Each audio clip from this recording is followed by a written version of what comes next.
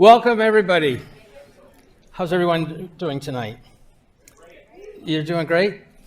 Well, listen, it's been over 2 years since we've had our in-person meetup, and this is very special for me, and I really appreciate you guys being here. You know, there's nothing more validating than sending out an invite and people showing up, so thanks. I also want to recognize the people attending remotely. We've got some Zoom folks online, so shout out to you guys, and hope you enjoy the event. So there's a few things. Well, first of all, for those of you who don't know me, I'm Doug Binette. I'm the acting director of the New York Tech Alliance. And Nick, if we could get that next slide up. There's 3 things I want you to know about me. I've been engaged with NYTA for over 13 years. I started as a volunteer. I went into corporate relations and sponsorships, and I'm acting director. So how am I doing? And I've attended the meetups for 13 years, but this is my first hosting job. And so hopefully I do you justice tonight. Lucky 13. Yeah, thank you. So a few things about the Alliance. First, we're a nonprofit serving the New York Tech community, and driving access, equity, and inclusion is at the core of our mission. And we're trying to make the New York Tech ecosystem the most diverse and dynamic in the world. Secondly, the Tech Meetup has been a monthly staple here for many years, since 2004. It's the world's largest meetup with over 62,000 members. And we've had over 1,000 companies demo on our stage, including MongoDB, Shutterstock, Lemonade, Alice, Zola, so many more. So tonight, the Business Incubator Association of New York State joins us as a partner in this event, sponsor of this evening's food and beverage, and what we hope will become an enduring relationship. So with that, I'd like to welcome Marc Alessi, Executive Director of BIANYS, and to say hello. Hey, Marc. Thank you. Hello. I don't know if I have a mic, but you can hear me okay, right? You can pick one up right there. Mic's about. I have a mic. So Marc Alessi, I'm the Executive Director for the Business Incubator Association of New York State. We are a trade association of over, I'm going to say over 110 incubators, but it's exactly 110 incubators across New York State that house and mentor over 3,000 startups every year. And we teamed up with the largest tech meetup in the world. We are the largest state association of incubators in the world. So, you know, round of applause for that. Here. So I want to welcome our members. So this event is dual purpose. It's kicking off the first in-person New York Tech Meetup since COVID. And for us, it's our welcoming reception. So our annual conference is starting tonight. We had tours today. Tomorrow's a full day conference at the Cure Incubator at 345 Park Avenue South. And then the third day, we have a roundtable on cannabis incubation and additional tours. So this is something that we do every year. We move it around the state. We're happy to be here in New York City for this event. We're excited to partner with New York Tech Meetup. So I told Doug, I remember going to the Tech Meetup. It is a rock concert. And I know as we build coming out of COVID, it's going to be a rock concert again. I remember there used to be 1,000 people at Skirble Hall. Tickets would sell out in 10 minutes. They'd have to do 3 tranches of tickets.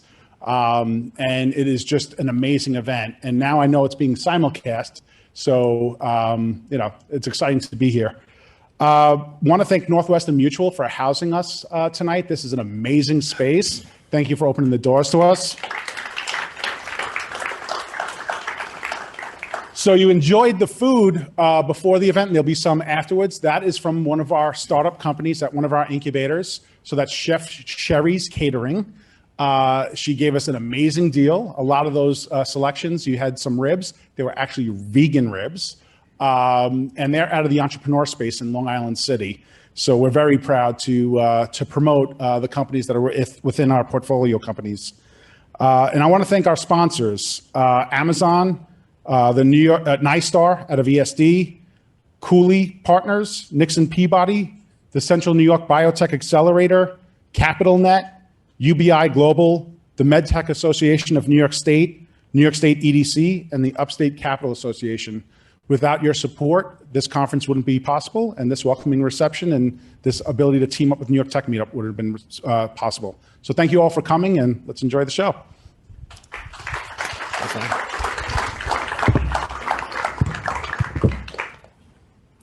Thanks, Mark. So just a few more announcements. Hey, Nick, can we reverse that back to, go back a couple of slides. One more. One more. Bingo. So please know that we record our events and share the experience with all those that are unable to attend, and recordings are posted on our YouTube channel. To view them, you can go to youtube.com/New York Tech Alliance. Thanks, Nick. So how many of you have been to a meetup before? Or how many are you here for the first time? Nice. Wow, a lot. So for all you newbies, our meetups are all about the tech and the market opportunities each company is addressing. It's not about the business model or the revenue model. So those conversations can be had during networking time or elsewhere. So during the Q&A following each demo, please keep questions focused on the tech, okay? Otherwise, you're likely to get booed. Thanks to our annual sponsors who help make an event like this possible. Nick, stay with me. I lost Nick up there. All right, Nick, you can do it. I know you can. Keep going, Nick. There you go. So thanks to our annual sponsors who make these events like this possible. Each has a presence on our website. You can learn more about each of them by going to nictech.org/sponsors. So in addition to becoming an annual sponsor of the New York Tech Alliance, Northwestern Mutual has graciously invited us into tonight's event space. And it's such a great space, and we're super grateful. Thank you. I'm going to give a big shout out to Sangeetha Ray, who leads the tech and customer experience here at Northwestern Mutual and is an incredible DEI champion for the company. So thank you, Sangeetha, for being such a great partner. Stacy Zaha, Ann Dolan, Nicholas Starin, Andy Perez, where are you guys? Can you wave your hands? Thanks to all of you. You've been super supportive, and without you guys, we couldn't have done this, so thank you.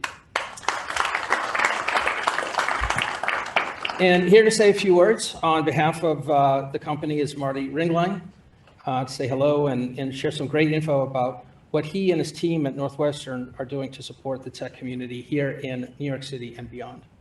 Hey, Marty.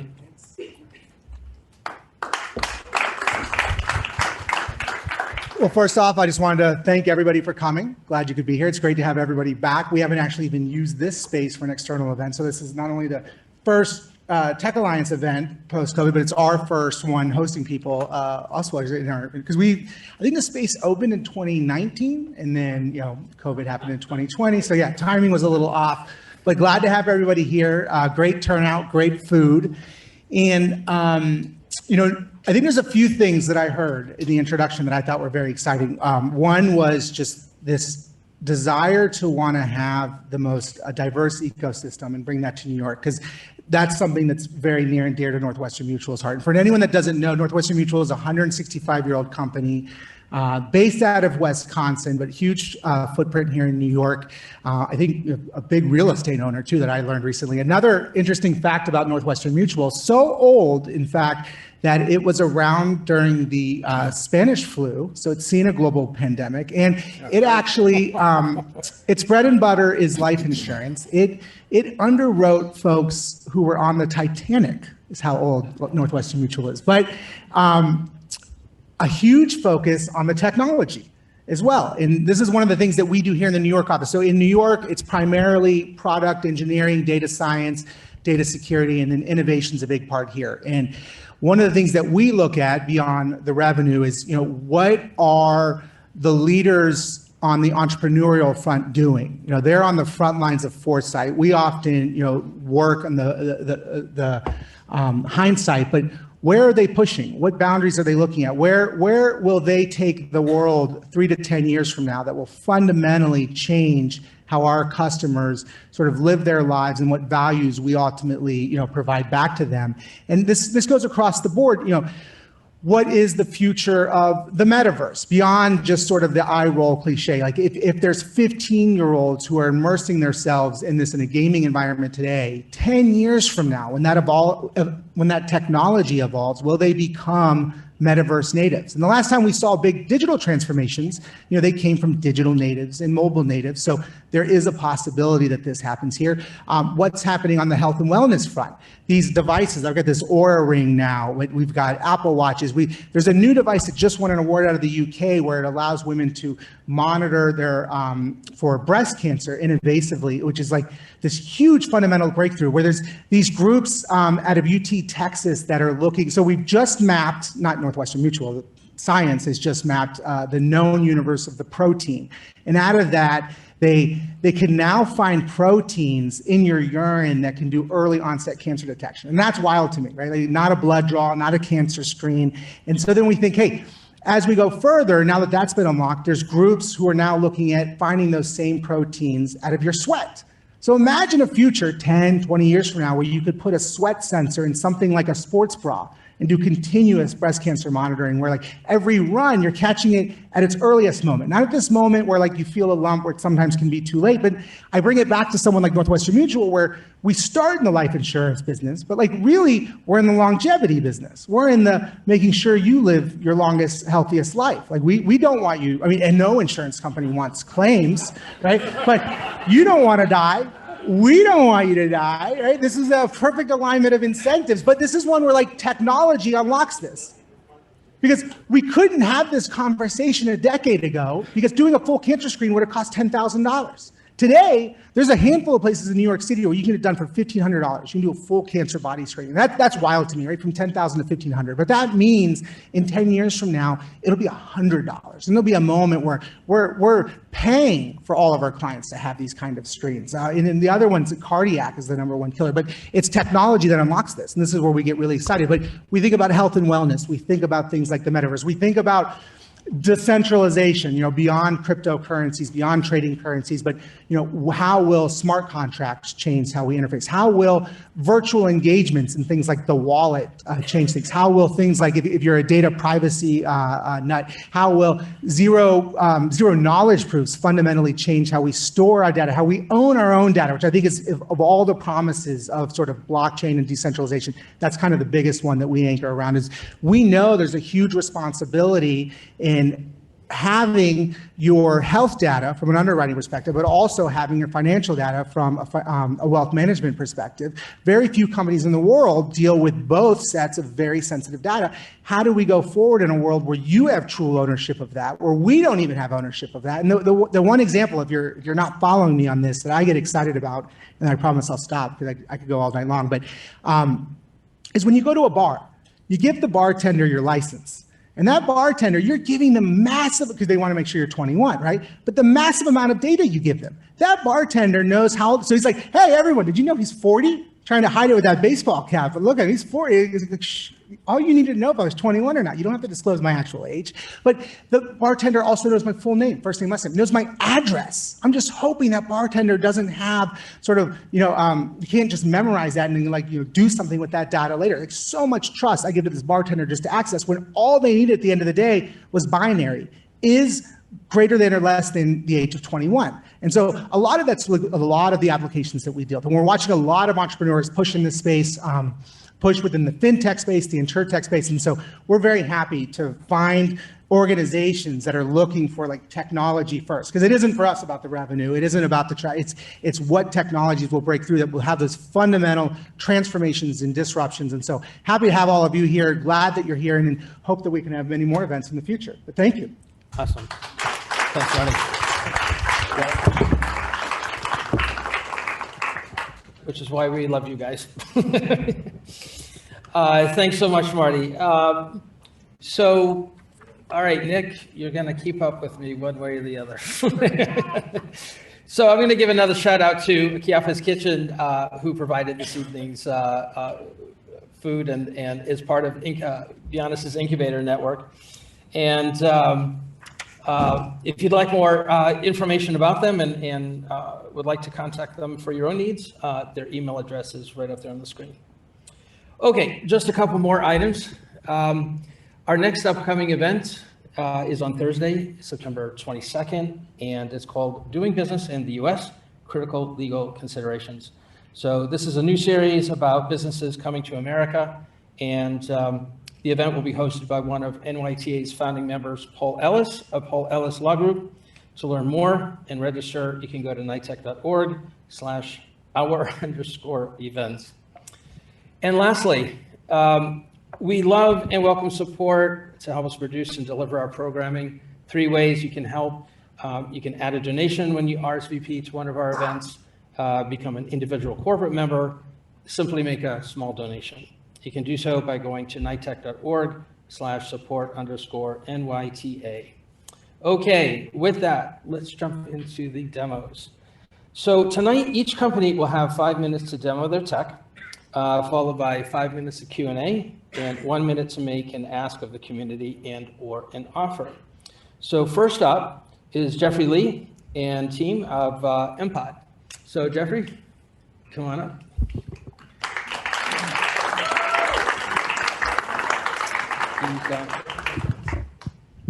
All right. How's everyone doing this evening? All right, fantastic. It's always a little scary being the first one to start, but that was a great introduction. So to take on the continual story of keeping everyone alive, I introduced my company, MPod. So MPod was founded on a singular vision of developing technologies and platforms that transform accessibility to healthcare. And when we say accessibility, we're talking about geographical, financial, and user accessibility. I think COVID really highlighted how inaccessible healthcare really is for all of us. Bye-bye. You remember 2020 March when everyone was like, I don't know if I have COVID or not. Maybe I do, maybe I don't. Do I go to see my grandma? Do I maybe not? It's really uncertain. And that's really the focus of what we are trying to solve. How do we make sure we actually know what's going on with our health? So that's really the vision that drives everything that we do every day. Whether I'm standing with you today or in the lab doing work, that's really our focus. So one product that has come out of that vision is called DXTrack, and I'll show you it in a second because it is a demo after all, so you'll get to see some hardware. But in a nutshell, it is a machine learning powered lateral flow reader. And lateral flows are those rapid tests that I'm sure all of us at some point have taken for COVID. And one of the biggest kind of solutions that we developed for is solving 2 problems. Number 1, are we actually interpreting that test properly?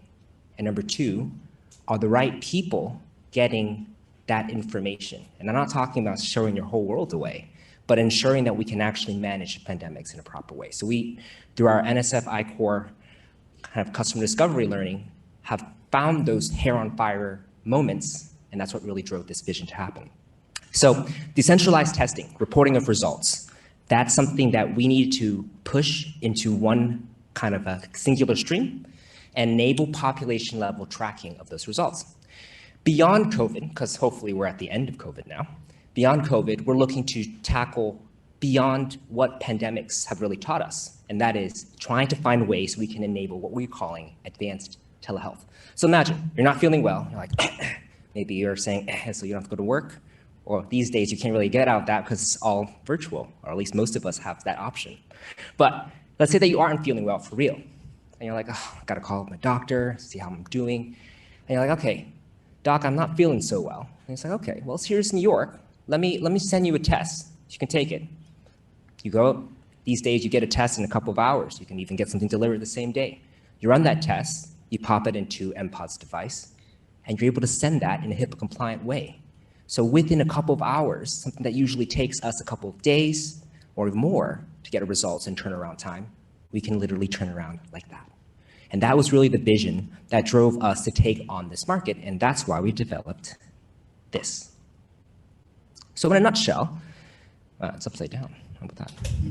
Now it's right side up. So in a nutshell, this is DXTrack. It's an ML-powered LFA device, and its intelligence is built straight in. It's not built into the cloud, so your data is kept right here, and you can use it as you wish in your own way in your home, or if you need to transmit it to your PCP, you can as well. So this is really how it all comes into play. And what this device can do would normally take current technologies hundreds, if not thousands of dollars to do, and it can do it for $5. So the vision is to transform health, so that one of these is in every home, so that you can run tests for yourself, for your loved ones, for your parents, grandparents, whoever they may be. And it's an extension of the clinics and hospitals that we all have come to depend on. So that's in a nutshell. We're rapidly growing here, and I can actually show you a quick demo, if this screen is gonna work. Nick, can I see it? There you go. All right, so inside this, we have a lateral flow assay. Push the button. And in about a couple seconds, thank God I'm negative. So you can do that, and as you can see in the next kind of window, those results get embedded all in a QR code that you can send to whoever you need to. So this for $5. And then vision is that insurance companies, telehealth providers can embed this as part of their service so that it doesn't become a cost to the end user. We're transforming the way we approach health. So that's in a nutshell what we're trying to do. So a little bit more about MPod. We are based actually in Soho, just down the street from here. So it was a really nice little bike ride on City Bike to come over here and meet all of you. We're rapidly growing. We're a team of 4 with a much larger team of consultants, but we're looking to double the size of our team and increase our footprint here in New York. So it's been really great. We are actually at the position of doing a validation pilot on all of our work right now, and that's kind of where I'm putting out my ask to you.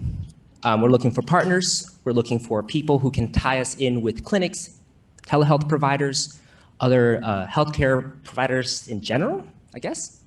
And we're also completing our seed round, 2.5 million seed round this fall. So if you're interested in joining, please let me know. I think that's it. Thank you again for your time. Look forward to speaking to you afterwards.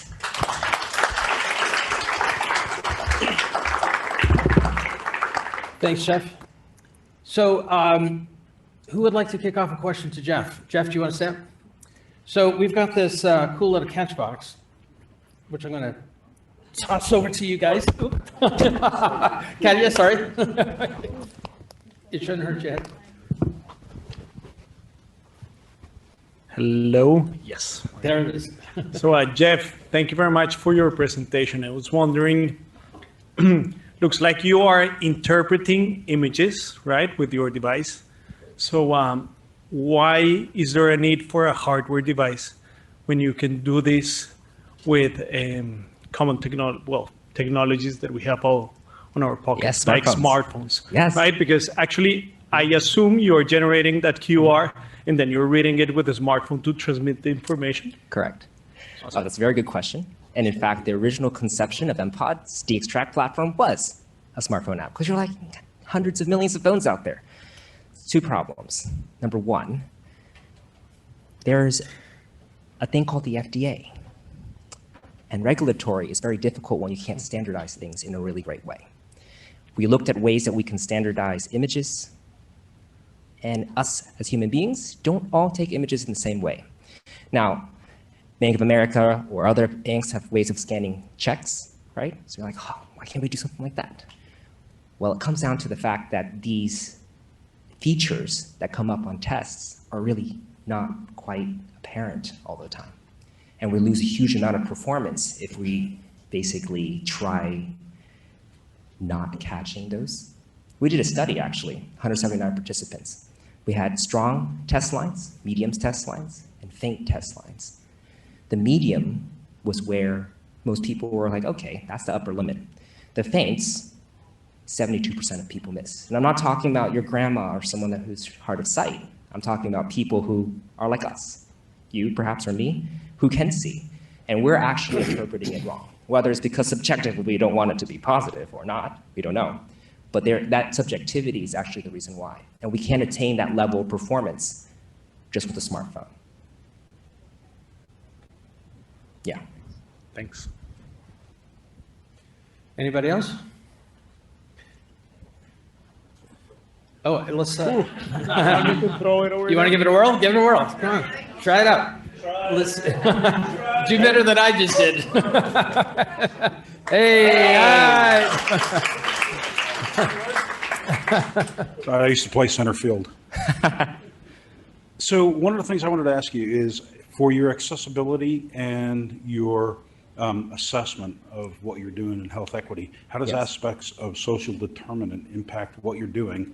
And how do you leverage that data? How do you access that data and leverage it against what you're trying to do for health equity? Oh, that's spot on. I mean, our vision as a company is health equity and being able to push accessibility of tools and platforms. So you can imagine those who have low vision or hard of sight wouldn't actually been able to use a smartphone app either, right? They still have to position in the right way and be able to actually take the image properly. So the device is actually designed with that in mind, ways that we can make it more accessible. And it's not perfect yet, trust me. We were talking to a lot of SMEs who have helped us figure out little features on the device that we have right now. They're like, you could probably change this, you could probably change that. So the idea is, though, to empower them to be able to take tests, particularly those that have low vision or have visual impairments and other dexterity impairments in ways that currently aren't possible, now. Does that answer your question? It does. Okay, perfect. You don't. Anybody else? Good idea when you caught it. Now what are you going to do? Look Give out. it to you, Walter. Good deal. Anybody else? All right. All right, round of applause for Jeff. Jeff, do you have an ask from the audience? Do you have an ask from the community? What I was saying before, two things. Number one, if you have any partners or people or thoughts, I see you both talking right now, so let's talk after. But ways that we can tap in and bring the value. Because the reality is we can be engineers all day, but if we don't actually implement them in effective ways where people can gain that value, what's the point, right? That's why we do what we do. So ways that we can connect with partners, telehealth providers, healthcare clinicians, and other groups and clinics, please. We're in the process of phasing out of R&D because we validated technology and we want to go to the point where we can start doing clinical pilots. So that's our stage. And if you'd like to join us in our further mission, we're doing a $2.5 million seed this fall, and it is active now. It actually opened 2 weeks ago. So if you'd like to join, please come talk to me afterwards. We'd love to talk to you. All right, thank you. Awesome. Thanks, man. All right.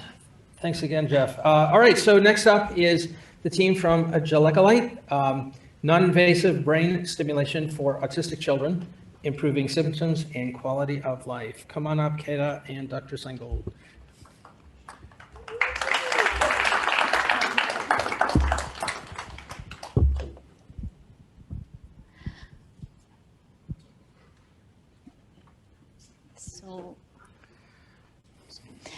Hello, my name is Eugenia Steingold, and it's a privilege to be presenting here.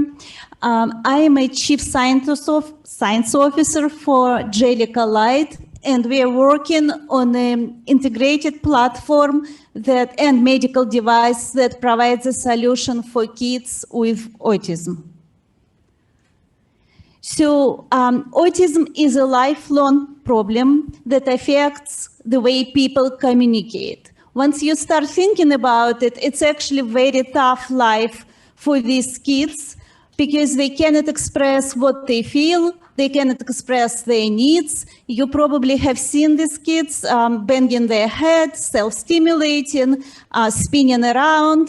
This is all from the frustration from not being able to connect with people. There is a misconception that they don't want to connect. They earn to connect, they don't know how.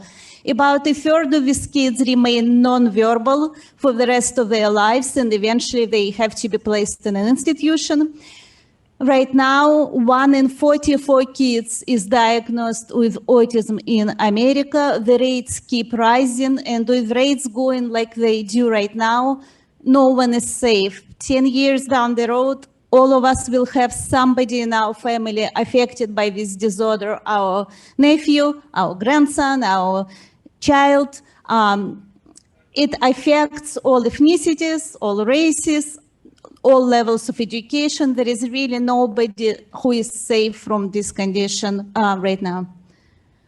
So we are looking at a way to solve this issue. Unfortunately, we have more than 30 years of frustration of pharmacological solution. So right now, people are looking at other ways to provide a solution, and our technology is stimulating brain with near-infrared light.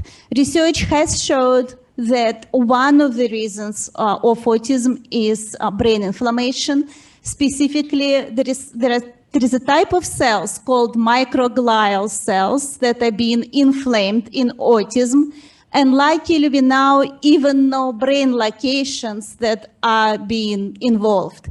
And so if there is a way to heal this inflammation, to reach these cells and calm them down, that should help these kids.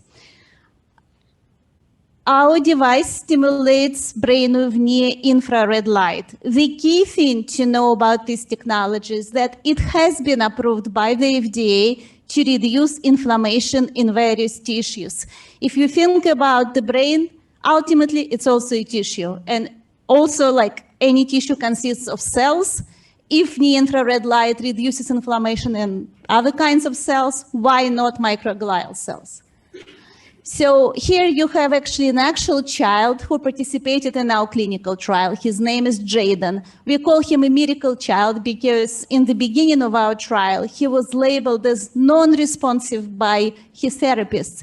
By the end of 2 months of our clinical trial, he was labeled as alert because he started looking at people, he started paying attention to toys. You see him now holding the train truck. He wasn't interested in trains. He wasn't interested in toys in the beginning of the trial. Now, you can say, of course, kids grow and they develop, but luckily we conducted a randomized placebo-controlled trial. And the reduction in symptoms was much more significant, statistically and clinically significant in kids in active condition. You can see the size of the effect here for active kids and the placebo kids. CARS is something that's called childhood autism rating scales. This is what clinicians use to diagnose autism. For kids in active condition, the reduction was almost 9 points. For kids in placebo condition, of course, there is always a placebo effect because parents are hopeful, we are hopeful, everybody wants to see an effect. The placebo effect was about 2 points. Based on this clinical study, we received FDA designation of a breakthrough medical device. Just one thing to keep in mind, of course, anytime we approach a patient, we want to be careful and not to cause any harm. So FDA designated us as a non-significant risk device. This is very safe. So it's a very safe way to stimulate kids' brains. The main point is that the light goes through scalp, reaches tissue, reduces inflammation. Of course, I mentioned that we are not only a device company, we are a platform company, and we are collecting data from each child who is wearing this device. The next version of our device is not only stimulating brain, it collects EEG data from the brain to see how the treatment affects the brain waves. By looking at the electrophysiology of the brain, we are able to see how the child is actually doing before parents notice the change in the symptoms. And of course, we're also looking at medical history. We are looking at symptoms on the ground. We are correlating electrophysiology of the brain, which is brain waves, with the actual behavioral symptoms, which ultimately demystifies autism. We have done a lot in 3 years that we existed. Mostly, we received NSF SBIR grant to work on this next version of the device, which combines stimulation with EEG sensors to be able to measure the activity of the brain. We also finished our first trial. We received FDA breakthrough device designation. We have an amazing team who keep helping us, working with us, dedicating their time and passion to our product. And we are looking for partners.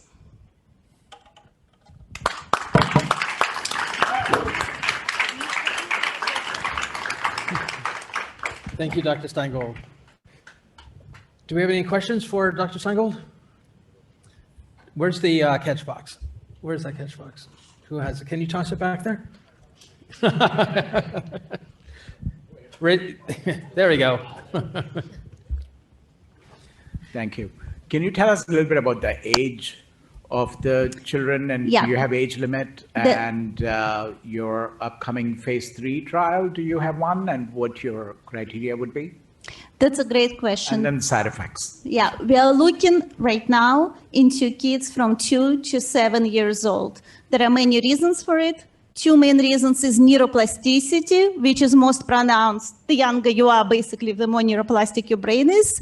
And second, which is related, is the critical period for language learning. This is the age when kids learn language, you reduce brain inflammation, you provide the right stimulation, chances are, and that's what we see a lot. This is our most pronounced effect, improvement in language.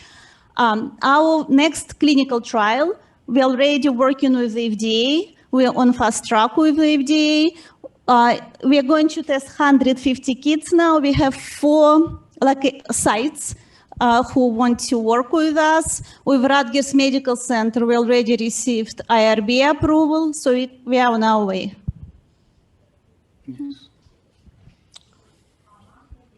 For you to, how long do you think it will take for you to be able to sell the product? Like the product is available? How long would it take to sell the product? Yeah. Yes. I have my CEO for that. This borders on the line of business model. Okay. Boo! But hi, I'm Katya, I'm CEO and co-founder. In terms of timeline, like Eugenia said, we hope to start the pivotal clinical trial, which is needed for the FDA marketing approval next year, early next year. We have sites lined up. We already had FDA pre-submission meeting. We have an approved protocol. We expect the trial to take place about a year, a little over, and we expect to be in the market by end of 2024. Okay, good luck. Yeah. Anybody else? We've got one up at the top, last one. All right, give it your all.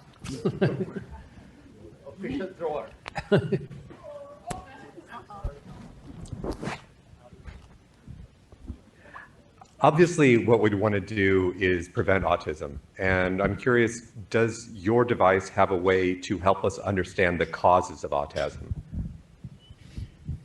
Yes, the second version of the device that looks at brain waves. So let me step back. Autism is a multi-causal disorder, and we've established that. And I would be lying to you if I said there is the cause and we will find it. But we know that brain inflammation is involved. By looking at the redistribution in the brain waves, we can detect when brain inflammation is starting again. Because unfortunately, once the tissue is inflamed, we all know that if the knee hurts, inflammation is likely to return. So it's not possible to heal it once. But by looking at brain waves and their changes, we can see that, it's coming up, we have to re-administer the treatment. So in that sense, it's not a diagnostic device, but it's looking at the changes in the brain. Okay, thank you. Sure. Nice, okay. And you, go ahead, Kathy. So one, I wanted, since it's a show and tell, I actually wanted to show it. This is an actual device that was used in the clinical trial. So, and it was the greatest success that we had before the efficacy was that the kids were willing to put it on. It looks like a nice soft bandana, but there are no hanging wires. It's light, as in not heavy. And kids, even though they're sensory, would put it on and then forget about it, which was a great success. And then we got them to speak more, which was a big success as well. In terms of the ask, one, we are raising funds for the pivotal clinical trial. We are looking at grants, but we are, of course, also looking for investors. We do have the 4 sites lined up. Separately and distinctly, we would love to speak to insurance companies. We want this to be accessible to as many children as possible. 50% of autistic children are on Medicaid.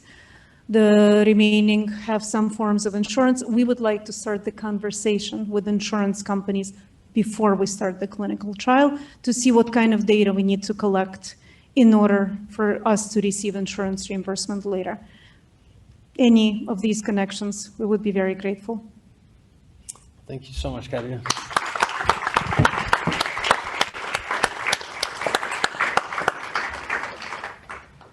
Okay, next up, we've got Andre Pierre of ConConnect. So ConConnect connects formerly incarcerated people to jobs, services, and vetted direct care providers instantly through technology. Hey, Andre. Yeah. Nick?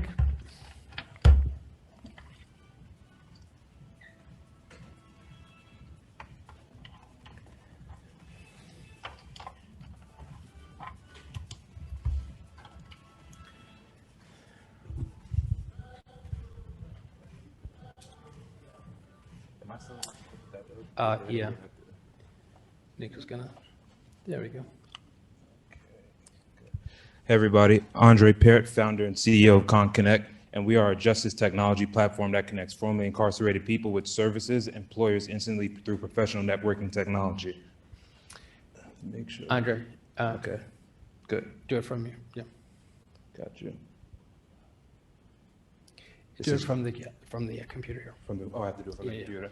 Oh, sorry about that. All good. All right, so I told you I'm Andre Parrott. I'm the founder and CEO of this company. The person you're going to see on the screen is also me. But I like to tell people that this is really the old me from about 7 years ago. So what a lot of you won't know is that the United States releases about 650,000 people from prison every year, 7 million people from jails. If we focus on New York City, they release 110,000 people into the 5 boroughs every year from prison. I did about 5.5 years in a New York State prison. I got released right here to New York City with $40, a bus ticket to a shelter, and that was about it. And that journey just not mine. That's 650,000 other people's other shelters. They go to shelters, they go to community organizations, and there's no really way to find jobs. There's no way to find resources. There's no technology that can get people there. There's strictly just a walk around and try to find it yourself, do a model. And this has been established since 1950. Because of that, 372,000 people go back to prison within the same year. And I know a lot of you don't even know these numbers, right? 77 million people are justice impacted, which means that's a quarter of the United States of America. A lot of people don't even know that as well. So that's what recidivism is, right? That's 54% of people going back to prison within the same year. 70% of people go back to prison within 3 years. 31% of these individuals are going to remain unemployed. I did about 273 days in a New York shelter. I bounced around 5 different shelters, Brooklyn, New York City, Manhattan, you name it, I was there, Westchester County. The best thing about being in that shelter for me was I was bored and came across a platform called LinkedIn. Really fell in love with the platform. What really drew me to it was connecting to employers, resources, just different professionals instantly through technology. I said, well, goddamn, why don't we have something like this for formerly incarcerated people? And with that said, and with that vision, I said, you know what? I'm actually going to go recreate LinkedIn for formerly incarcerated individuals. And with that, I came across a platform called ConConnect that I created, which is the first professional networking platform for formerly incarcerated individuals. And today, in 12 different states, I'd like to show you how that works. It's no longer getting released with $40, going to parole, going to probation, trying to look for a job. In 12 states, you're now going to get on ConConnect. You go to parole, you get out of prison, you go on ConConnect, you put your needs in, whether that's housing, mental health, a job, professional development. You put your background in so we don't conflict you, right? We're not going to send a bank robber to work at Northwestern Mutual. But what we are going to do is get you connected in hours and days with caseworkers in real time versus weeks or months. It's never been done before. We're in our first year and we're already integrated into 12 different states, and 7 under that are about to adopt this technology as well.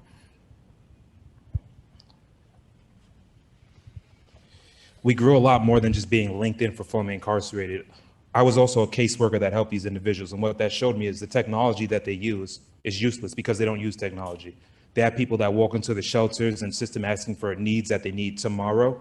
And there's nothing they can do. They don't use Salesforce. Salesforce is not for nonprofits. So what we said is we need to build something for the people helping these individuals. Let's build the first software solution and help caseworkers streamline productivity and increase the way they can help all these individuals. Today, we're helping 1,800 nonprofits within our first year of business, 13 prisons, and 3 state government agencies connect their formerly incarcerated clients to service providers within 3 clicks on our platform. We've connected 1,100 individuals within 9 months to employers. That's Cox Enterprise, Uber, Amazon. I'm not talking about being a cab driver at Uber. I'm talking about getting into their corporate entry-level positions. We're connecting those individuals there because we have access to people getting degrees in prisons on our platform, people who have those skills. Our technology matches that, sees where you're eligible to work at, and we pair you with those employers. And we also use a built-in technology that I created that, again, will not send a bank robber to work at any bank. It won't send a drug dealer to work in a pharmaceutical company. We match you where you're meant to be. Today, we've been able to acquire 15,000, a little bit over 15,000 formerly incarcerated individuals, 1,800 nonprofits. We've been featured on CNN Business, News 12, Good Morning America, connected 1,100 formerly incarcerated individuals. And something you don't see there is now we've integrated in 7 prisons. And what this looks like in the United States, like I told you, you get released with that $40. That's it. Now in the United States, you're getting on a tablet, getting on ConConnect, putting your needs in and meeting, and now you're on the schedule of a caseworker your first week out. It's game changing for the United States of America.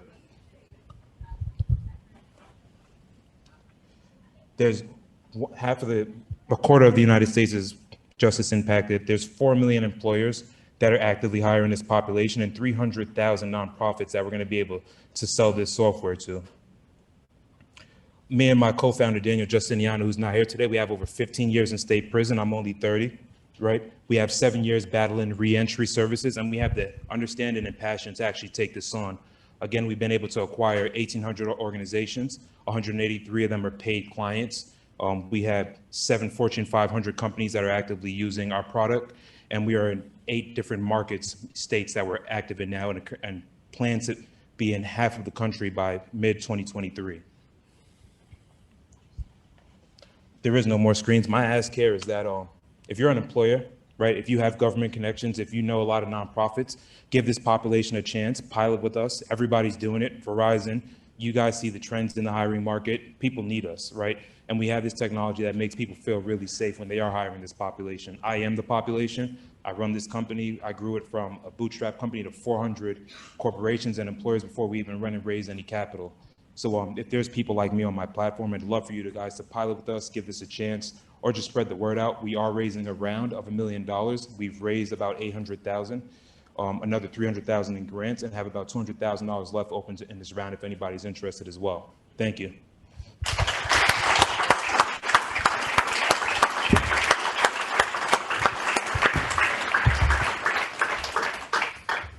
Do you have any questions for Andre? Where's the catch box? Ready? Coming down the front. Ready? Oh, all right, over to the side. All right, coming down the front. Is it going? Okay. Okay, my first question is how many women or what's the percentage of women that you help in reentry? So our platform's open to men and women. 27% of our audience are women. Fantastic. Well, not, but yes. I know what you mean. I got you. The next question is, have you partnered with local organizations such as the Doe Fund and the Fortune Society? Every single one in New York City is our clients. So they're working together? Yeah, Fortune Society, all of them, yeah. Great. And then the next question is, I heard you say something about post-parole. Yeah. Is it help post-parole, but they need a lot of help prior to parole? Yeah, so think of, I get released, I come home from prison, I got to go straight to parole. Parole is just going to give me more paper to go to service. That's all they're going to do. Now, parole is on ConConnect. It's software for them.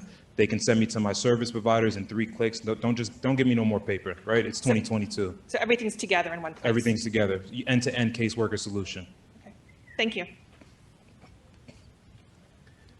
Right down here in the front. Can we toss it down?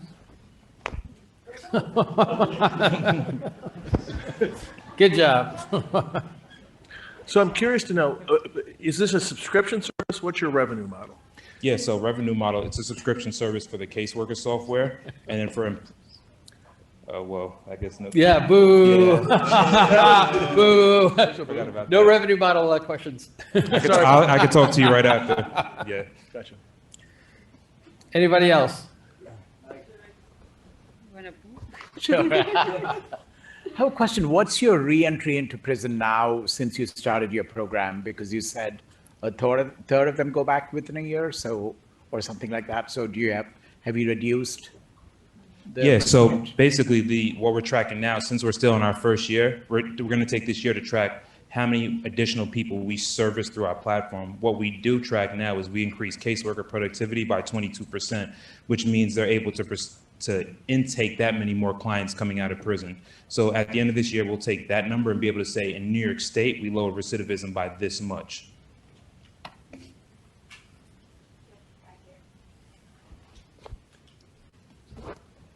So we're working to develop some workforce development programs and try to build a pipeline.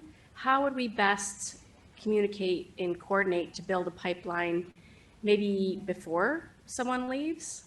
So you're trying to get that pipeline of people before they even leave prison. Yep. So that's what we're doing. We're going into the U.S. has tablets inside prison as of 2015. So 37 states have these tablets inside. We're going in 7 states. So 90 days prior to release, ConConnect opens up on the tablet and they can say, hey, I need a job, I'm getting released. They'll see employers that are going to actively look for them while incarcerated. So that's something we can definitely talk about if you're interested.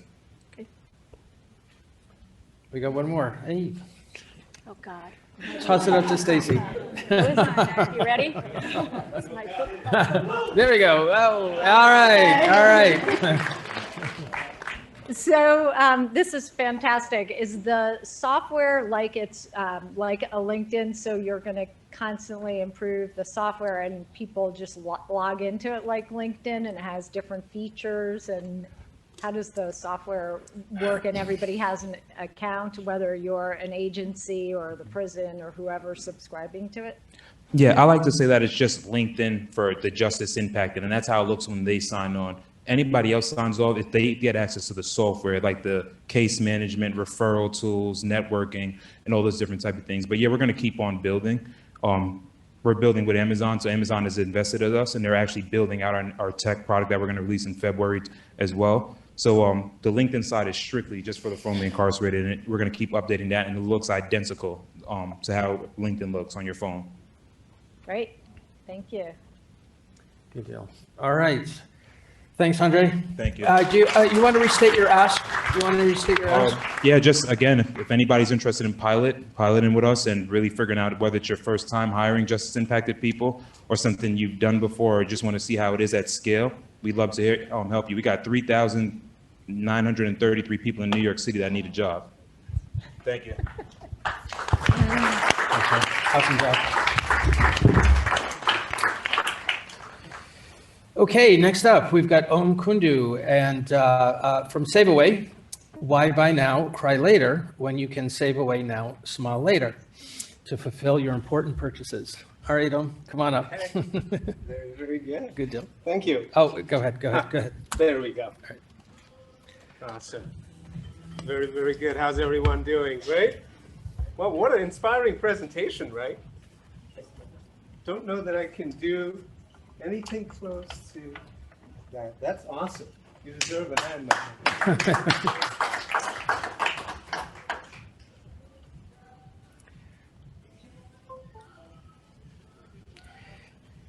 Are we all good with getting the feed?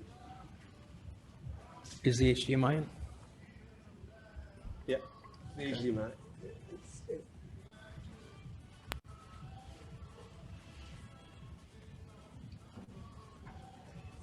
Okay, all right. Awesome. Very, very good. Half of the battle is showing up. And, speaking of which, it's amazing, right? Amazing how I actually happened to show up in the, it's quite memorable, the day after 9/11 on a street by the name of Liberty, that we're all here. And, that was one of the ideals, 25 years ago when I came to this country, much like perhaps many of you with a one-way ticket as an immigrant to go to school, we have the belief that no goal is out of reach when you set your mind to it. And in the 20 years since that I've been in the industry, in retail, financial services, technology, what some people call e-commerce and fintech endearingly, what I've realized is a lot of goals are out of reach.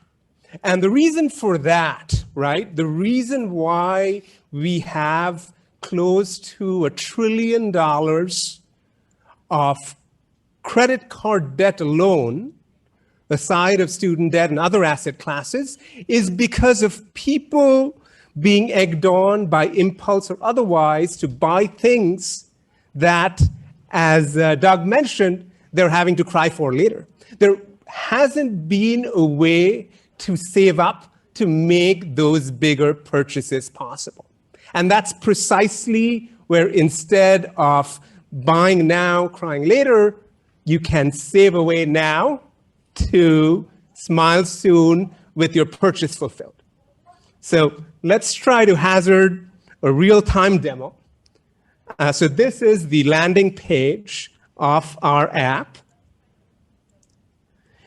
So you come on in here, and you can search by categories for whatever you want to be purchasing.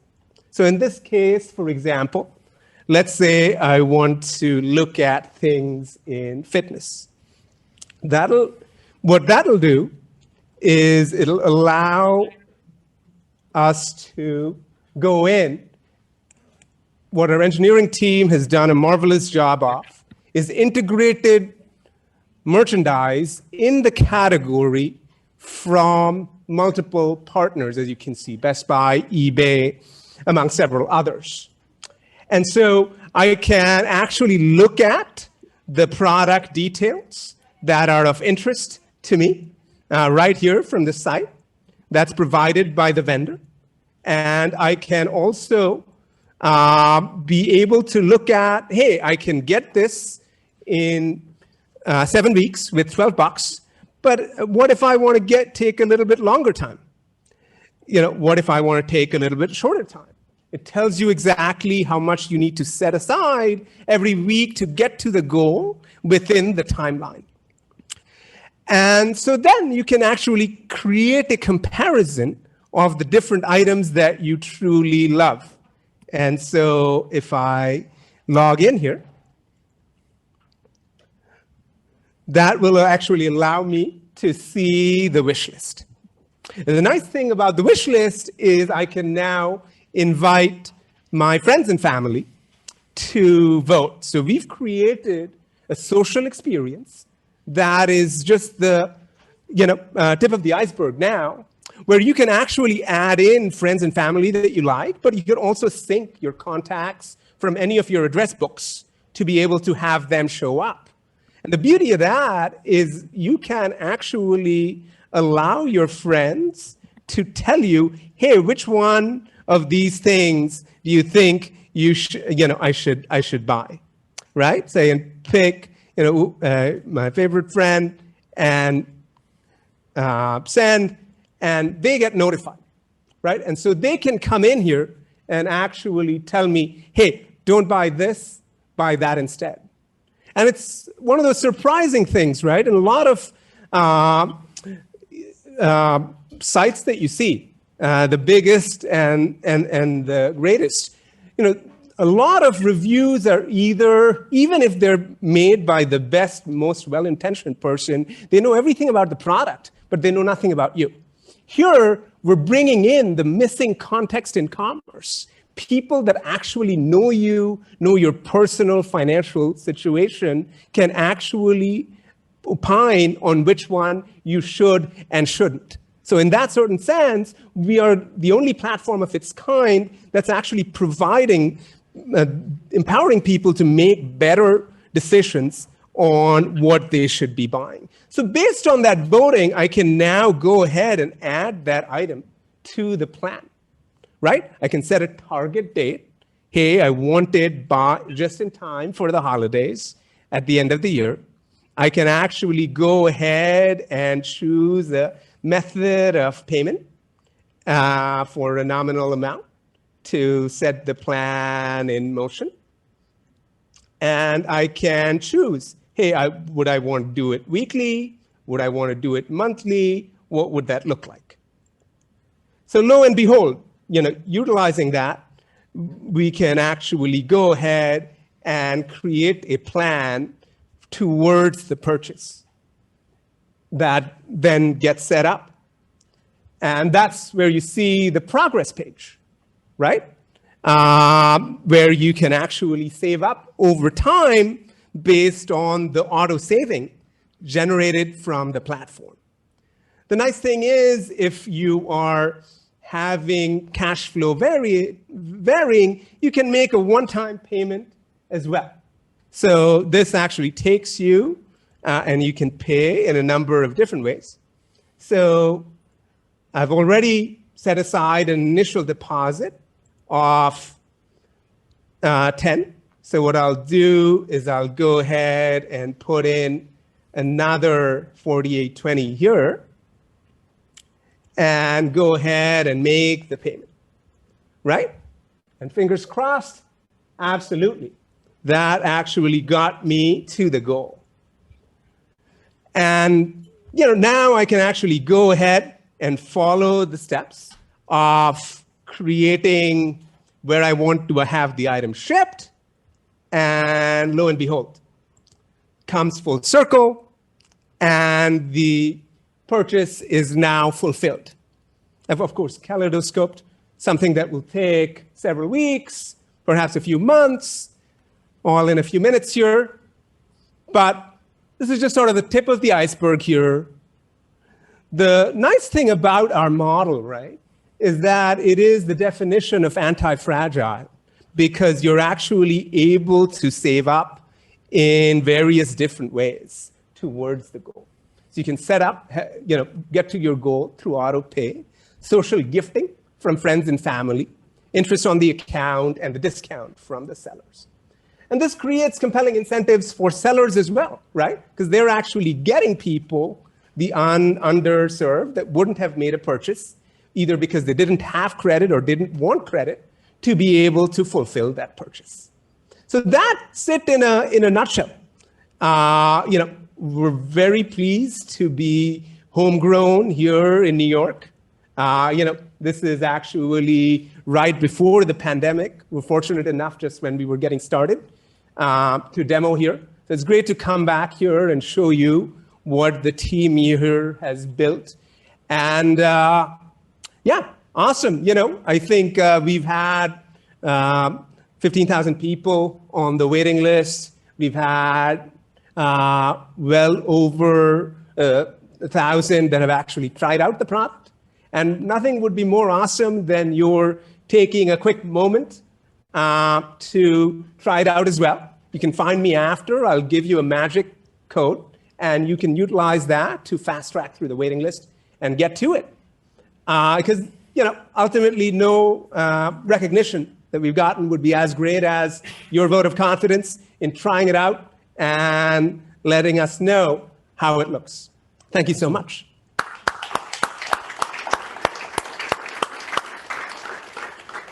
Thanks, Om.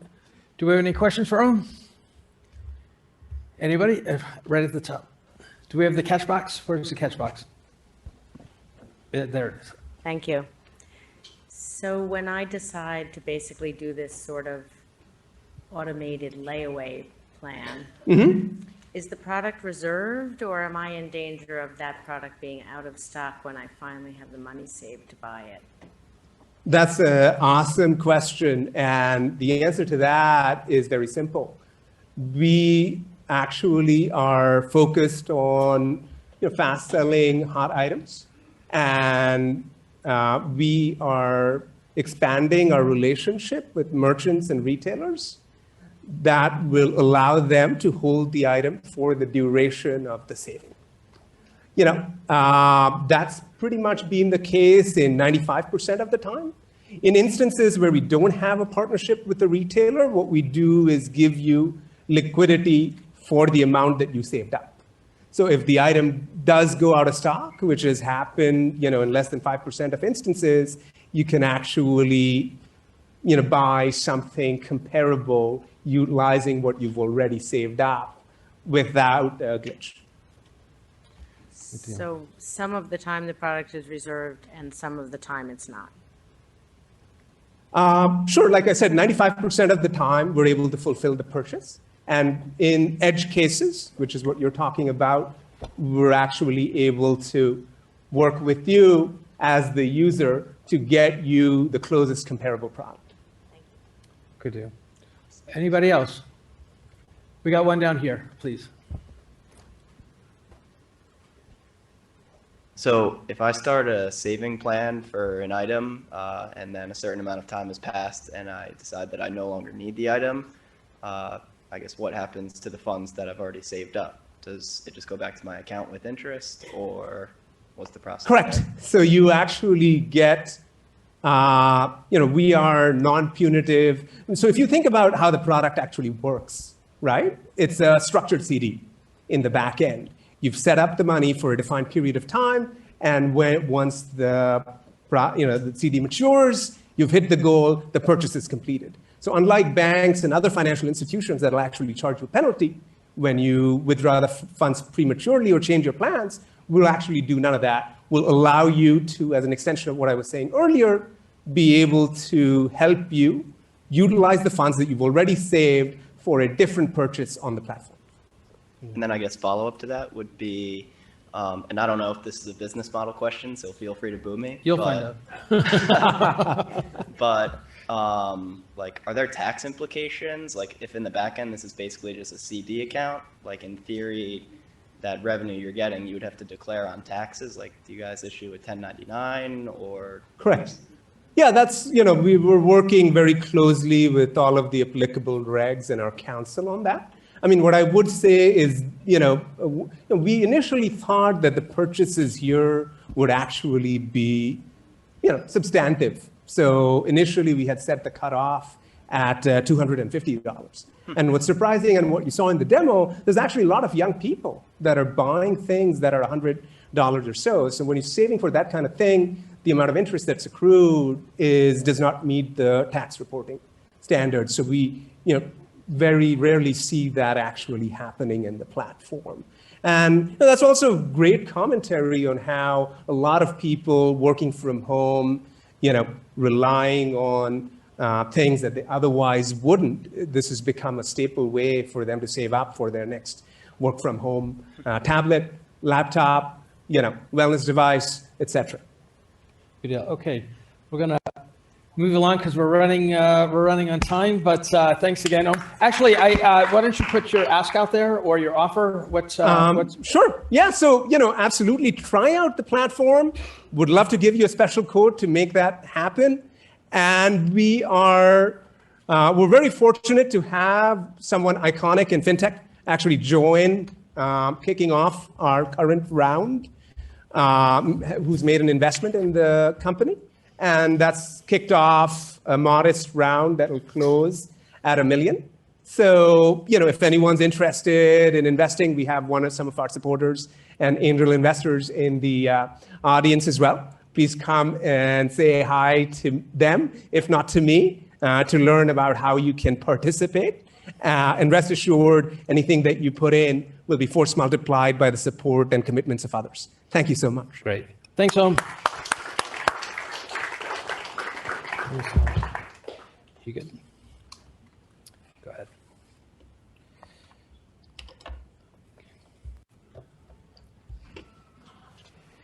Okay, next up, we've got James Lee of Stratio.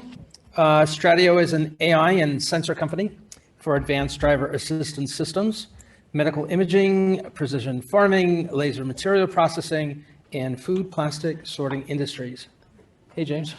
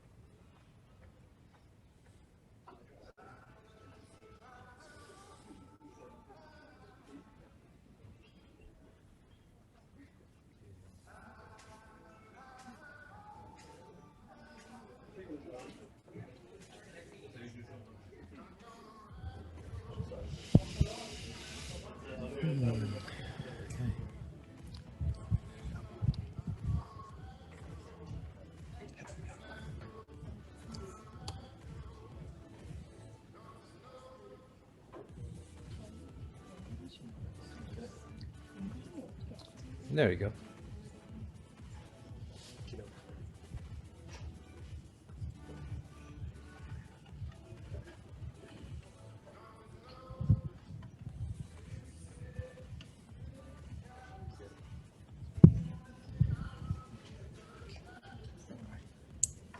We'll do it later. All right, so hello everyone. I'm James Lee from Stradio. Infrared is using everywhere. We're not noticing it, but for example, with the infrared, we can see at the nighttime, or you can also see at the foggy day. That's because we're using the infrared light. Also, even today, we heard about the application using infrared light to do the medical something, right? And also, infrared, we are using infrared to actually measure the temperature of the surface. If you go to the food industry, we are using infrared light to actually see the quality of grains or cocoa beans or coffee beans, because it can actually tell the water contents inside those crops. There are unlimited applications, but the reason why we're not noticing about the infrared camera or sensor is because it's too expensive. Only the large corporation or the military can have access to this kind of sensors, because one camera can cost something from $20,000 to $25,000. I can talk about multiple applications. I can talk about the market opportunity, but today's about the tech. So instead of going through all my deck, I want to spend all my time just showing the camera that we brought up here today. So this is infrared camera, the small camera that we're going to start selling around $1,800 starting end of this month. If you want to buy one, as I said, it's going to be $25,000. So here's a light bulb. Anything here is probably the LED lights, so you won't be able to see it because that's not the infrared. But let's see. Here's a light bulb. If I turn it on, you see the light. Can you try to focus it? You see the lights coming out. This is nothing. All the camera can do that, right? So this is nothing special. But let's cover this up, the light, with the silicon wafer, which is going to completely block all the visible light.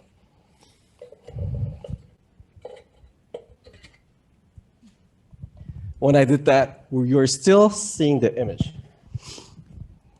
If I move this around, it's off focus, on focus, something like that, right? Okay, I'm going to turn this off for now. Yeah. Can you put up the slide instead? Yeah. So, of course, there are a lot of problems right now, so you can see some of the hiccups there. But anyway, the point is, we spent about 8 years to make this camera. And this camera is made of germanium. All the other camera is made of indium gallium arsenide, and that's the reason why it's so expensive. The name of the material itself is really weird, right? Indium gallium arsenide. It's 3 materials to compound to make one sensor. And we're just using germanium, which is simple, and it can be co-processed. It could co-process with the silicon wafer, and that's the main reason why it could be so cheap. So everybody thought about this idea, but it didn't happen for a really long time because it's not easy to make germanium-based infrared camera. But throughout the research at my study at Stanford, also throughout the startup experience, about 8 years so far, we managed to make the sensor as you saw it today. Of course, this has to be a higher resolution that everybody talking about. And also, it has to be much faster than what you just saw today. Throughout the last 2 weeks, I was pitching to large corporations and trying to understand what kind of format they really want. And I kind of understand what people are really looking for. So we are going to make those sensors so that we could basically disrupt the market. We're a startup. We're only people of 24 people.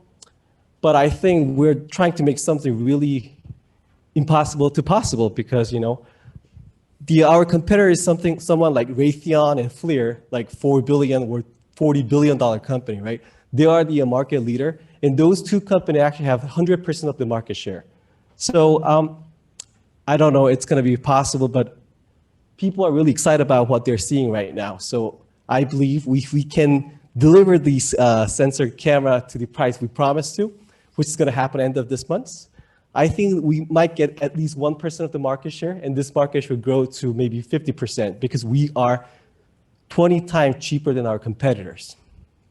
So let me rush through my slide because I think it's worth it to see it because we have a little bit of a market opportunity here. So as I said, IR is everywhere. LiDAR system is using infrared, sorry.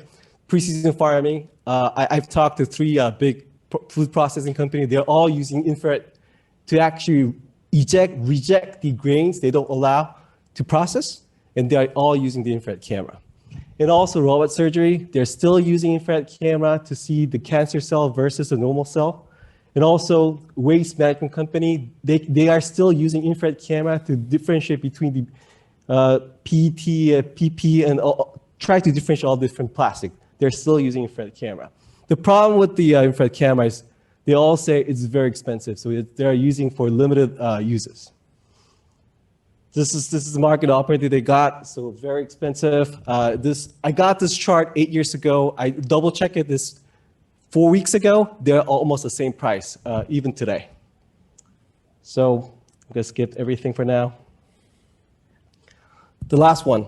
So everything was possible because we built the fab in North San Jose to build a sensor. So this is not the sensor you just order to somebody else and get back, right? It's not the off-the-shelf kind of sensor. We actually built the fab in North San Jose to actually build the sensor. And this is a sensor we worked on for the last 8 years. And we will be very proud when we put the sensor out to the market by end of this month. So that's it. Thank you.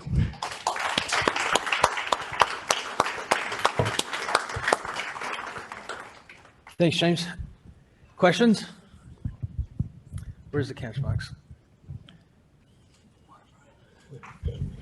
Hello, James. So what are the challenges of making this chip larger or Yeah, so we are, the biggest challenge of myself is that we are competing with Raytheon and FLIR, right? They're using state-of-the-art technology to actually make their sensor.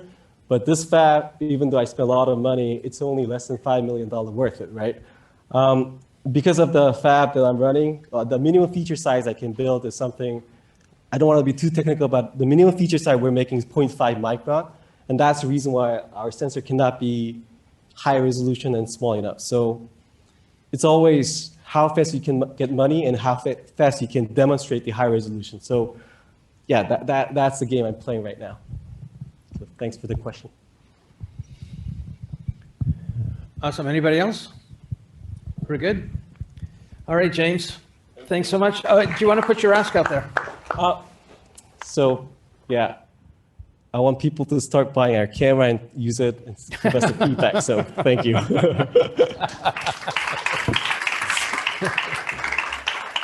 Thanks so much. Okay, up next, we've got Alex Eigelman, of Lydratech. Lydratech builds laser dicing systems to cut microchips, achieving more precise and thinner cuts that results in lower waste and higher productivity for semiconductor companies. Hey, Alex. Hello. Hello, everyone. Nick, you going to put the presentation on?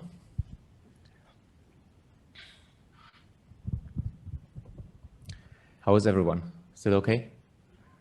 There's food coming in 3 presentations, I've heard. So.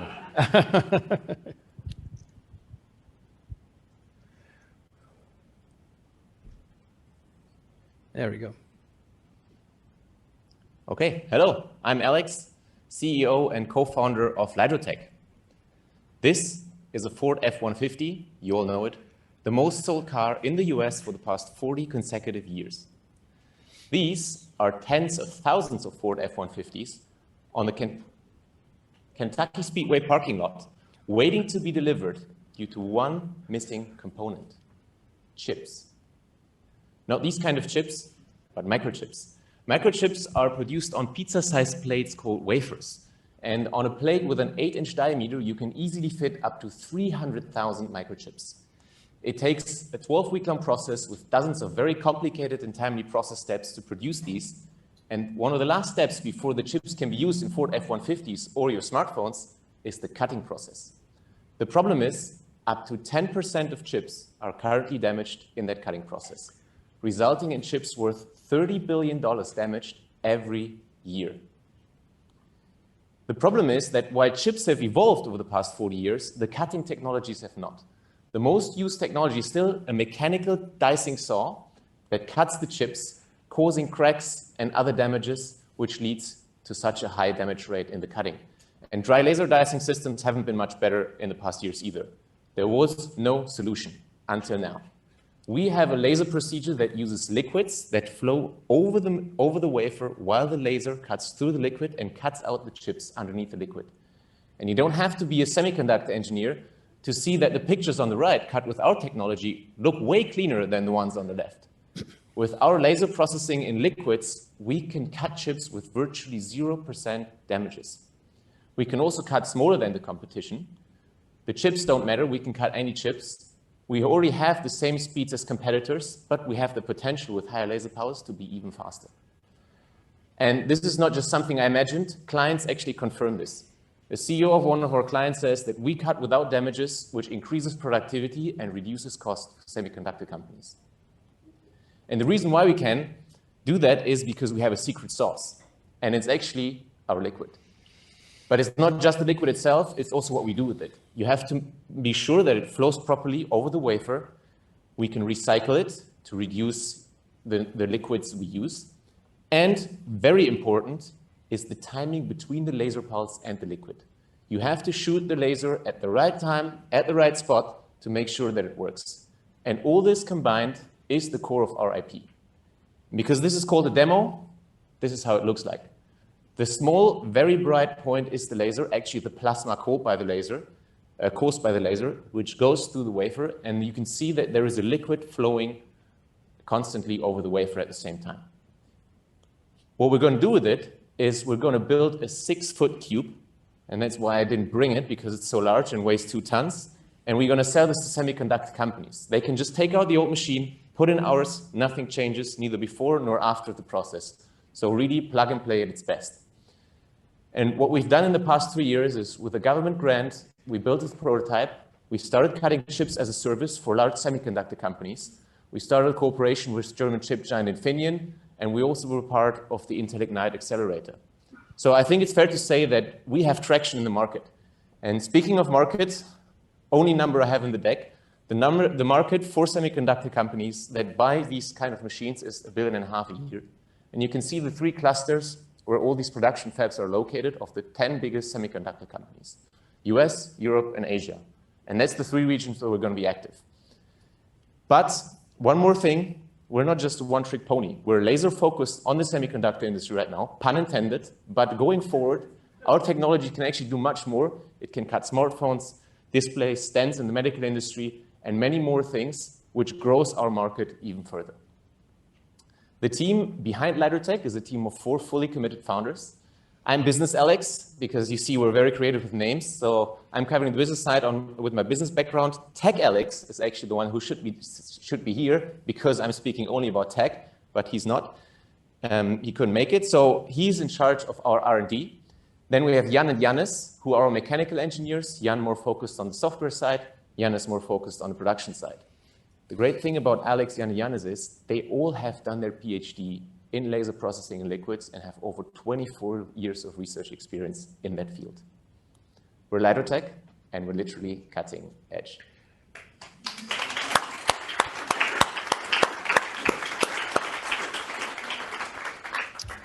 Thanks, Alex. Any questions?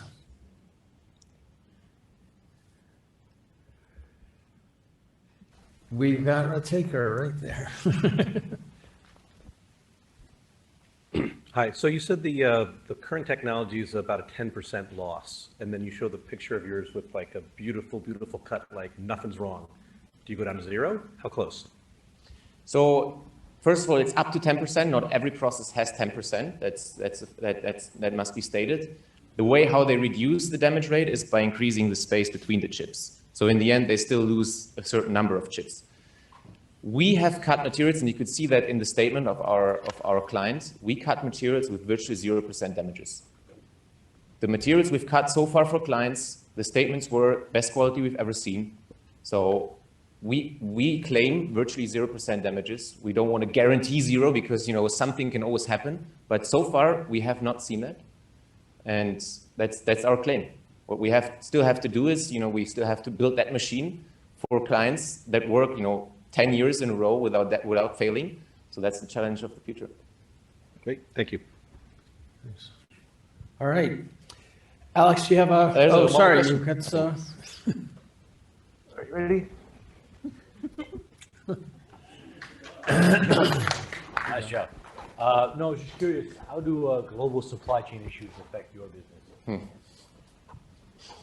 Great question. How does it affect anyone? I mean, we're close to securing a financial round so that we can order all the materials that we need to build the next prototype for clients. And we have some components that have 40 weeks delivery times. So that's how it affects us. You know, 3 years ago when we started, these things had 5 weeks delivery times. So that's one big issue. On the other hand, on the positive side though, because there are so many supply chain issues, there is a bigger chip shortage, which also plays into our hands. For the story, of course. But yeah, the supply chain is ridiculously long. Everything takes a lot of time, which means we need to plan more. And it also means we need more money to have, to have the runway to last through. So it's a challenge, but we don't have such a big cash burning machine yet, so we can cope with it, yeah. Thank you. Sorry, that was a lot of economics in there, but very I'm well the business said. guy. Very so well sorry. said. Alex, do you want to put your ask out there? Sure. If you're working in a semiconductor company, if you know somebody who could be interested in semiconductor or in something that cuts semiconductors, if you have any other interesting thing where you think a laser cutting could work, reach out. And if you want to work in a company that sells products to semiconductors, then please reach out too. We're going to start a big hiring round in the next weeks. So yeah, if you're interested to talk, please reach out. Very good. Thanks, Alex. Okay, we've got two more. And next up is Eric Ingram of Scout. So Scout is a space tech company developing autonomous proximity operations and spacecraft awareness services to enable a new era of space safety and transparency. Hey, Eric. Do you have the clicker thing? I do. Fancy. I want to apologize to Nick. Earlier, I was giving Nick a hard time about advancing the slides. Well, Nick gave this to me to advance the slides, and tech doesn't work unless you use it. So my apology, Nick. Nick's the real MVP here. The anticipation builds. Still building. Pressure's on, Nick. I just complimented you. Being pointed at. Nope.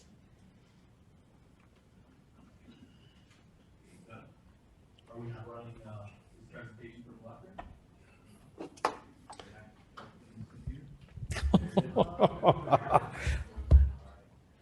I'm not doing so well down here, Nick. Well, this is awkward.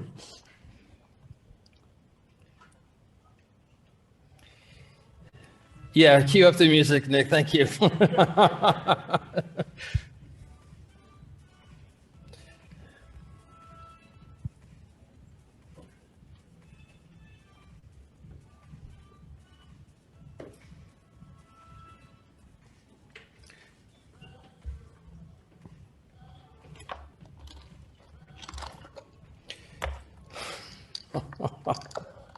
All right, we're going to get it together here. Okay.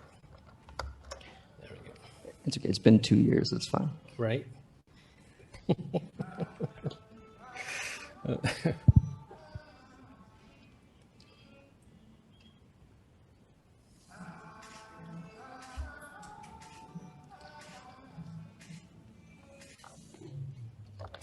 And one more link.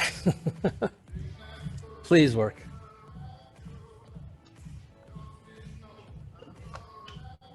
Looks right. All right, cool. Yay. I'm going to run it from you. Oh, you're running it? Yeah. Here. So this does not work. That's right. We've got things backwards. This guy's giving us trouble Technology tonight. strikes again. Is this running? I feel lied to. I think I have to click this. So, Minimize that. there we go. Where to? Slides are in the background. Right here. Put in the thing behind it. I'll just go without slides. Hang on. We'll catch it up. So, hello. My name is Eric Ingram. I am co-founder and CEO of Scout. We are a company developing next generation space vision and awareness capabilities. Earth vision's more tough. We're going to get there. I swear to God. It's fine. No pressure. So space is already crowded. We're tracking 5,000 active satellites right now. In the next 10 years, we will launch 40x. Sorry, the number of satellites in space will be 40x what they are today. So we will launch more satellites in the next few years than the entirety of humanity's history leading up to it. So the way we currently track things in space is predominantly using ground-based radars and optical telescopes that look up in the sky and watch the dots go overhead and eventually determine which dot is which satellite, piece of space debris, and of course, UFO. And as we increase the density of traffic in space and as you increase the number of maneuverable spacecraft that either by accident or malicious intent can maneuver in between those overhead passes, it's going to make their jobs a lot more difficult, if not impossible. So what we're developing on Scout is the ability to see anything in space from space. And that's kind of our guiding light and principle with what we're developing and is taking us on our journey here. See if I can get the GIF to actually play. Oh, yes. Maybe. All right, well, that's supposed to be moving. So we're predominantly a software-based company wrapped in what I like to call necessary hardware. Usually I bring one of our space flight payloads with me, but I was lazy this time and didn't. So we have a proprietary computer vision, machine learning, and guidance, navigation, and control software stack that would onboard our payloads that are on our customer satellites or our own satellites, allow them to be aware of their surroundings so that they can do things that involve relative navigation, like proximity operations, docking maneuvers, or as an edge case, things like collision avoidance. And we've developed very high fidelity 6-degree freedom pose estimation capabilities, ranging, tracking capabilities, and a very capable synthetic generation or digital twinning infrastructure.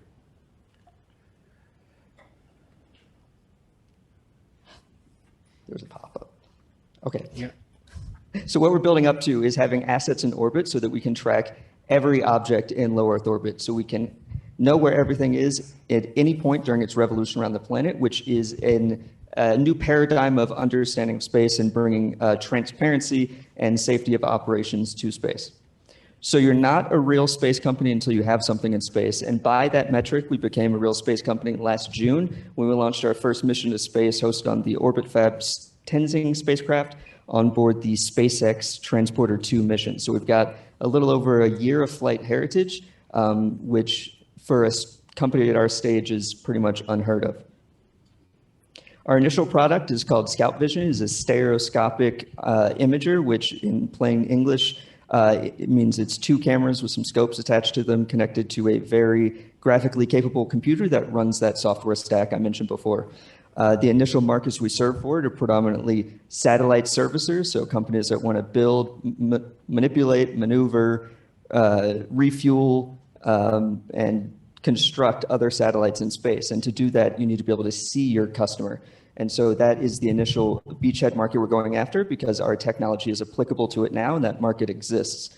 As we move forward, that core of our technology will evolve into follow-on products. One of them not seemed here that will be announced I think next month, is a gimbaled version of our payload that offers a lot more capability to customers.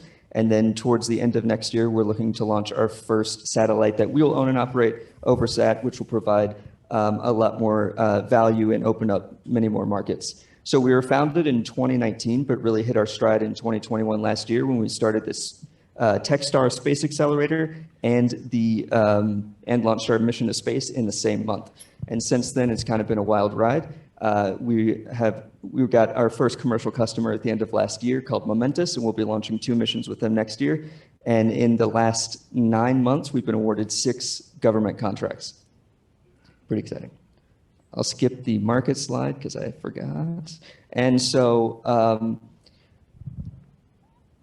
we've built up a lot of traction with the different customer groups. I mentioned the mobility solution providers and on-orbit servicers there, which are a beachhead market. As we expand our product offerings and our capabilities, we'll be able to serve larger customers within the general spacecraft operator market. We'll be able to complement terrestrial services and start building products that complement each other and work off each other to expand knowledge of space operations. And of course, we are building up a lot of traction with the government side, primarily on defense, but we also have a NASA Phase 1 SBIR, and we're recently awarded as part of a team, a Space Force OTA, Other Transaction Authority, which is a real contract, which was a really exciting step to move past that SBIR phase. So we have a pretty capable team. My background is pretty much in everything, educationally in physics and electrical engineering. First job out of college was working at an asteroid mining company called Deep Space Industries as an engineer. That's where I met my co-founder Sergio, but also found out I was a terrible engineer, so I stopped doing that. And then I went into the nonprofit sector, both in and out of the space industry for a few years, and landed at the FAA Office of Commercial Space Transportation doing licensing and regulating of the launch and reentry industry. I was the deputy licensing lead for all SpaceX activities. I was the licensing lead for SpaceX Dragon. I was the subject matter expert for ground safety at the office, and I led a few rulemaking teams during the Part 450 regulatory overhaul. My co-founder Sergio has a background in pretty much all spacecraft subsystems, and is very accomplished in his career. He moved to the States when he was 10 and had his first hardware in space by the time he was 20. So pretty exciting stuff there. And then Vladimir, our COO, joins us from the fintech world. Actually, he started and had his company acquired a few times over, but also has a background in software engineering. So he's both our COO and leading our software development right now. So that's fun. We have a great team. There are 13 of us total that are backing me up. And kind of a quick presentation here, but we're currently raising our seed round. Would love to get you involved, or if you have any friends that have any satellites, let me know. And happy to throw it over to you all to answer any questions. Awesome.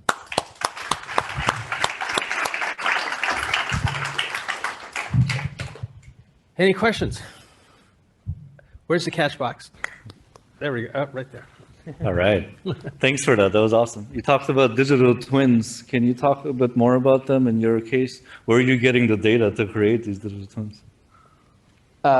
So we are working with customers in building synthetic data from known objects to train our systems, but we found, we developed that because we needed to. We needed high fidelity imagery to train our systems because this data set in the real world doesn't exist yet. And so in doing that, we found out that a bunch of other space companies don't have this capability in-house. Right. So that's been interesting to find. And we can talk more, not in a big room of people, if you want. For sure. Thanks. Anybody else? And no, there are no UFOs. Good deal. All right. Thanks again, Eric. Thank you. And I guess you did put your ask out there. Yeah, I'm way ahead of you. You're way ahead of me. Fantastic. All right. Thanks again.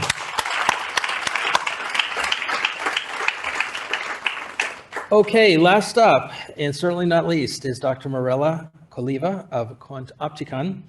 We developed the world's first automated software platform for the design and optimization of quantum photonic devices. Hey, all right.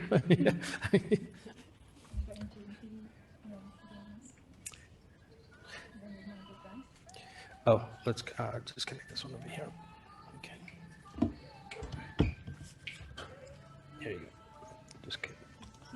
outside.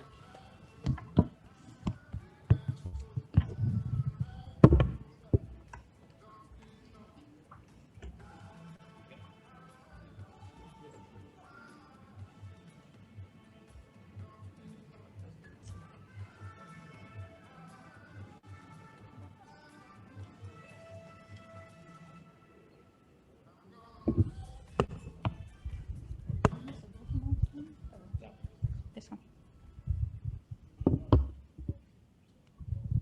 Hello? Okay, it's working. Can I stop? Yes. Okay.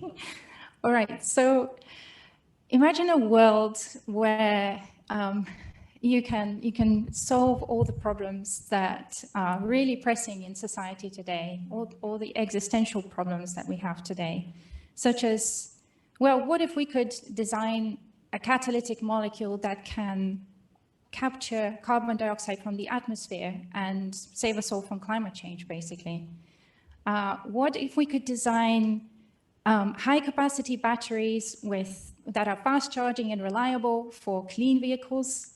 And what if we can design custom medicines that can help us to beat cancer, that are sort of made suitable for our individual bodies, the ones that can cure cancer in each one of our individual and unique bodies? Well, quantum technologies are a real promise today to make this dream a reality. And I want to tell you a little bit more about quantum technologies.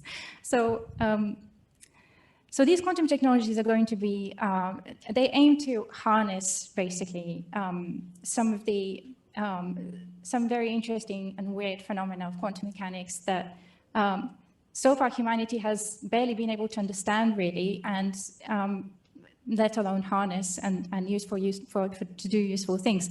So some of these phenomena are, for example, superposition and entanglement.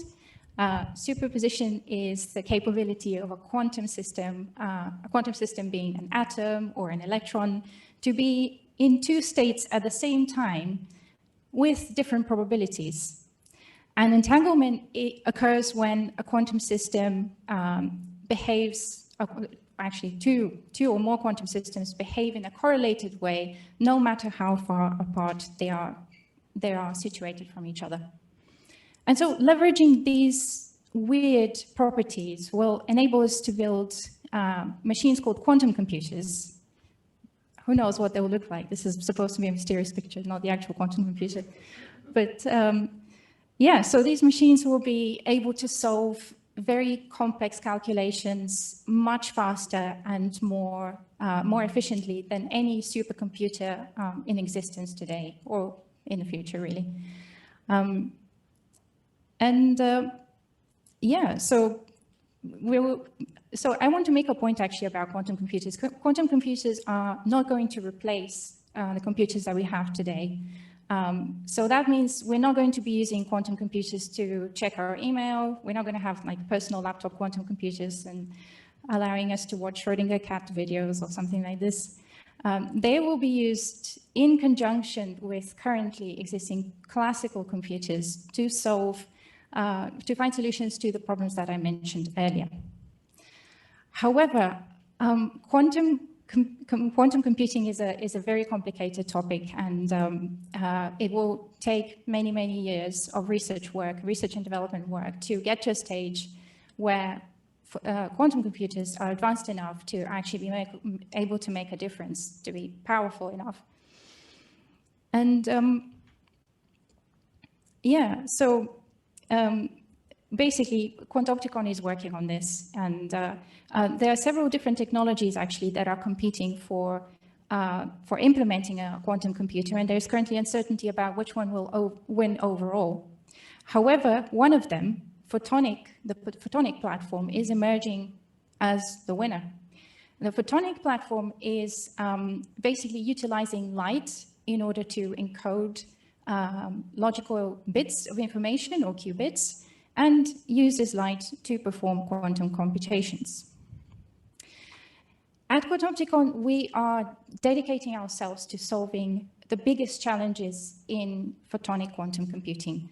These comprise of developing key components called quantum memories, which will be used to capture and store quantum information. And we're also tackling the problem of improving the quantum performance, quality, and manufacturability of quantum photonic components. And we're doing this, we're achieving this by building the world's first state-of-the-art simulation software platform called Quantillion that enables hardware engineers to build reliable, high-performance, optimized quantum components 10 times quicker and at a tenth of the price that is currently possible today. And since this is supposed to be a demo, this is actually a snapshot of one of our menus of the software.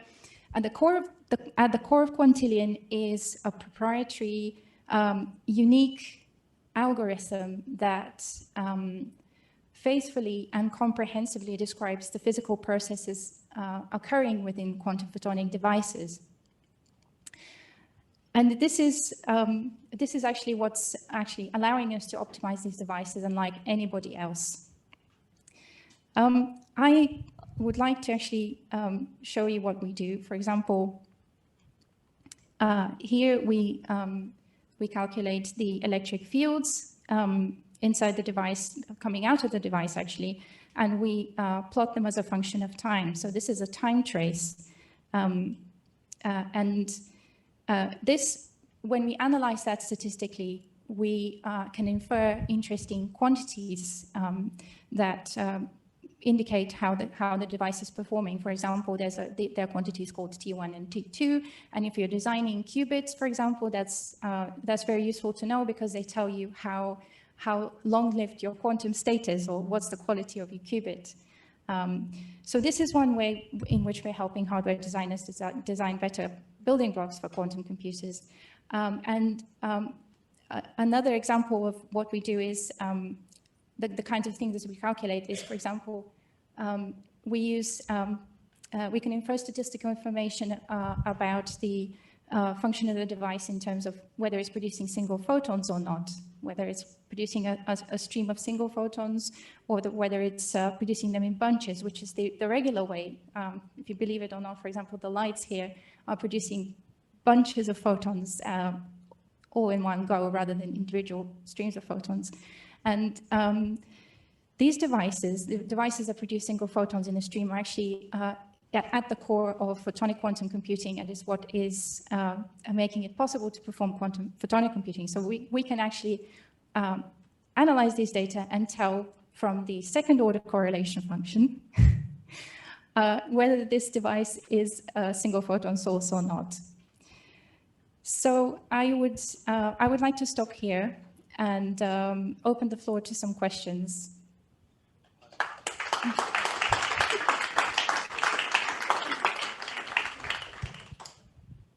All right, where's the catch box? Who has the catch box? All right, any questions? We got one right there. All right.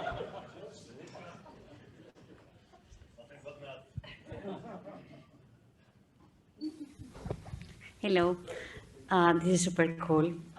What are the name of the companies that you will benefit with this competition with the quantum computing? Which are the companies that are running the competition?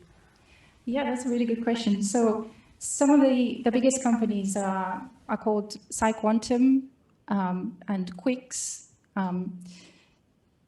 Yeah, these are the names of the companies, and they're very exciting because they have very big ambitions. There's something that I actually didn't mention about quantum computing, in that the amount of work that needs to be done is formidably challenging, and will take something like 5 to 10 years before we're even close to a quantum computer that is powerful enough. So one of the companies, PsiQuantum, has raised enough money to get them through those 5 to 10 years, until they get to what is called a universal quantum computer that can be applied to solve any problem of almost any complexity, depending on how many qubits or how much, how much power under the hood it's got.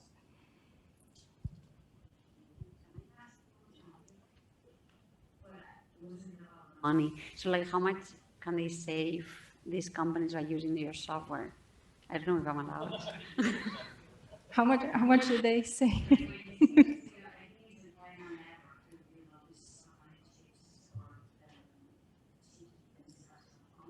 Save by using your software to develop the chips themselves? Yeah, so if you were to design a specific component, it would cost something like $260,000 for the whole design cycle. And we can, that's also something that I didn't mention actually, but basically, if you were to actually build any of these quantum components today, you would need to carry out multiple complex, expensive, and time-consuming experiments to do this in the lab, because there is no purpose-built software to help with, to guide the process. So the whole process is based on trial and error. You try something out, you build it, you test it, see whether it performs, whether it hits the required specifications, and if it doesn't, then you try again. So it's a very wasteful process. And the cost can rack up very quickly. The resources that you need, the materials, the labor costs are extremely expensive. And you can replace that all with a simulation, something that runs on your computer. You can, as I mentioned, you can carry all these experiments in one go at once. With one click of the button when you run the simulation, you're calculating the second order correlation function. You're calculating your T1 and T2. And you don't have to worry about doing that sequentially. You can do it all in parallel. But, yeah. And last question. Yeah, so are you saying like you're building a CAD software that people use to build regular computers? Like, is that your vision you're working toward? Build a software that can help build quantum computers? Yes, exactly. So we are beginning by designing and optimizing individual components, because the complexity is extreme. Basically, it's very difficult to model them in. You have to model them very precisely in time. In the time discretization has to be really high, and also the spatial discretization of the device rendered has to be really high. So you need a lot of computational power to do this, and we're working on different methods to speed up the simulations and to basically to feed more and more computational power, so that we can design bigger and bigger components connected together and eventually whole integrated circuits. So we're aiming towards quantum photonic integrated circuits, and we're very ambitious. So, thank you. Thank you very much. And yes. I would just like to mention we are raising a round of $1.5 million, and if you know anyone who's interested, please let me know. Thank you so much.